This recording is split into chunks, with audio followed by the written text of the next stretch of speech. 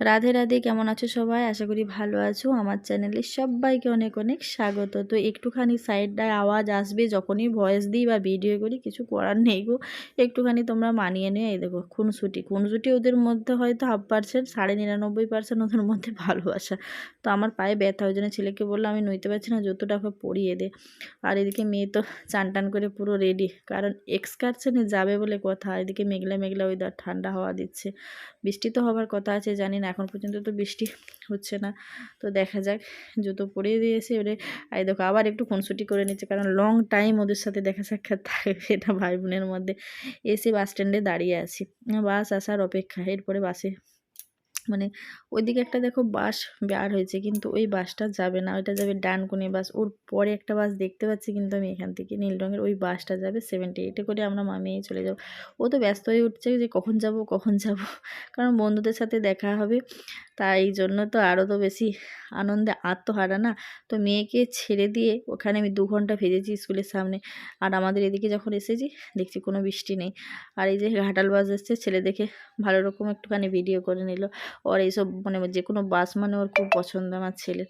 তো এসে বাড়িতে এসে মেয়েকে ছেড়ে দিয়ে কাজকর্ম করে আবার তারপরে খাওয়া দাওয়া করে বোধহয় 15 মিনিটের মতো রেস্ট নিয়েছিলাম জানো। তারপরে আবার যাচ্ছি, কিন্তু তখন আমার শরীরটা খুব খারাপ লাগছে। ওই জন্য ছেলেকে বললাম নইলে ওকে নিয়ে যেতাম না, কিন্তু ওকে একাকেও ছাড়তে পারছি না। হালকা বৃষ্টি পড়েছে বিকেলের দিকটা আমাদের এদিকে, আবার ওই দিকটায় কেমন হবে সেটা তো নিজেও জানি না, ওই জন্য ছেলেকে নিয়ে গেলাম। আর এখানে দেখো 214 এসে গেছে। তো অবশেষে আমরা স্কুলের সামনে চলে আসলাম। এই দেখো মেন বিল্ডিংটা একটু তোমাদের সামনে আমি তুলে ধরলাম। আর ওই দিকের বিল্ডিংটা মানে অ্যানেক্স বিল্ডিংটা আমি পুরোটাই দেখাতে তোমাদের পারলাম না, ওই যে অল্পখানি দেখা যাচ্ছে। আর গার্জেন এখন অল্প, ভাবলাম ওই দিকটায় দাঁড়াবো, তারপরে বললাম না এদিকে দাঁড়াবো, কারণ এক্ষুনি তো ভরে যাবে গার্জেন। আর আমি সত্যি কথা বলতে অত ভিড়ের মধ্যে যদি থাকি, আমাকে অ্যাম্বুলেন্সে করে হাসপাতালে নিয়ে যেতে হবে, কারণ আমি এত ভিড় মানে লোকজন, তারপরে এত আওয়াজ হবে যে মানে আমি নিতে পারি না, খুব কষ্ট হয়।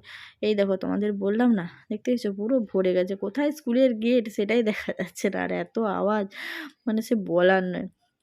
আমার ছেলে বলে বাহ পিএনপিসি দেখেছো মা, ওই জন্যই তোমাকে বলি যে তুমি টিউশনে যাবে না, স্কুলে যাবে না, আমি একা একাই যাবো।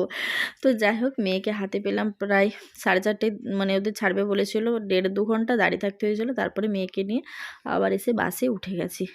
তো এখানে ছেলে এখন ফুটি খাচ্ছে, কারণ ও ফ্রিতে পেয়ে গেছে আর কি, মেয়েদিকে দিচ্ছিল সব, দিয়ে ও আমার সাথে গিয়েছিল, ওকেও একটা দিল হেডমিস্ট্রেস। তো যাই হোক, যদি ভিডিওটা ভালো লাগে লাইক কমেন্ট শেয়ার করো, আর সাবস্ক্রাইব করতে ভুলো না যেন, সাথে থেকো, পাশে থেকো।